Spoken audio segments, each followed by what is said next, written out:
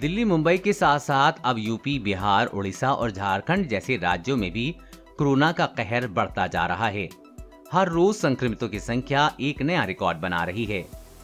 अस्पतालों में बेड नहीं मिल रहे हैं, लंबी लंबी वेटिंग लाइन लगी हुई है। कोरोना की दूसरी लहर की भयावहता का अंदाजा इसी से लगाया जा सकता है कि अस्पताल तो अस्पताल, शमशान घाटों पर भी लंबी वेटिंग लगी हुई है। जिन शमशान घाटों पर अंतिम संस्कार के लिए 2 या 3 प्लेटफॉर्म बनाए गए थे, वहां अब 40 से 50 प्लेटफॉर्म बनाए जा रहे हैं ताकि शमशानों से भीड़ कम की जा सके। और जहां से भीड़ कम करने में किसी की कोई दिलचस्पी नहीं है, वो हैं चुनावी रैलियां। चुनावी रैलियों में जमकर भीड़ इकट्ठा नजर आ रही है और जो नहीं नजर आ रहा है वो है कोरोना गाइडलाइन। ना कहीं किसी को मास्क की सुध है और ना ही कहीं सोशल डिस्टेंसिंग का।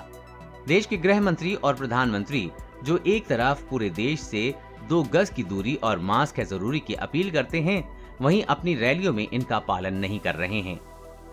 अब बात करते हैं अस्पतालों में बेड्स की उपलब्धता की। कोरोना की बढ़ती रफ्तार के साथ ही अस्पतालों में संकट खड़ा हो गया है और अब कई जगहों पर बेड्स की कमी देखने को मिल रही है। राजधानी दिल्ली में एक दिन में 10,000 से अधिक नए मामले सामने आए हैं, जिसका असर साफ साफ अस्पतालों में नजर आ रहा है। दिल्ली सरकार की कोरोना ऐप के मुताबिक 12 अप्रैल को दोपहर 1 बजे तक 17 बड़े प्राइवेट अस्पतालों में उपलब्ध कोरोना बेड्स की संख्या 0 हो गई है। यानी कि इन अस्पतालों में अब सामान्य कोरोना मरीज के लिए एक भी कोरोना बेड उपलब्ध नहीं है। आज मुख्यमंत्री अरविंद केजरीवाल ने समीक्षा बैठक कर अस्पतालों में और बेड बढ़ाने के निर्देश दिए हैं।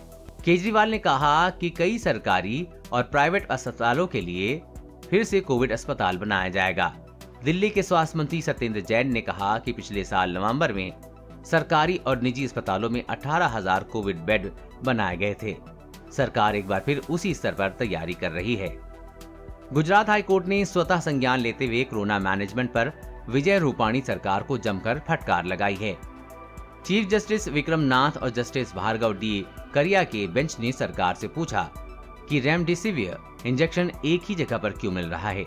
साथ ही अगर अस्पतालों में बेड और ऑक्सीजन की सही व्यवस्था गुजरात सरकार मुहैया करा रही है, तो फिर अस्पतालों के बाहर 40 एम्बुलेंस की लाइन क्यों लगी है। कोर्ट ने कहा कि सूबे के लोग समझ रहे हैं कि वो भगवान भरोसे हैं। सरकार कुछ तो ऐसा करे कि जिससे लोगों को एहसास हो कि सरकार कुछ कर रही है। कोर्ट इस मामले पर अगली सुनवाई 15 अप्रैल को करेगा।